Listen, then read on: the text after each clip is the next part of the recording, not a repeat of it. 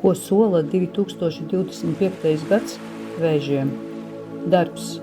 Gads nesīs stabilitāti un atzinību par paveikto darbu. Iespējama paaugstināšana vai jauni pienākumi, kas prasīs tavu atbildību. Veselība. Rūpējies par emocionālo labsajūtu. Meditācija un laiks, kas pavadīts ar ģimeni, palīdzēs saglabāt līdzsvaru.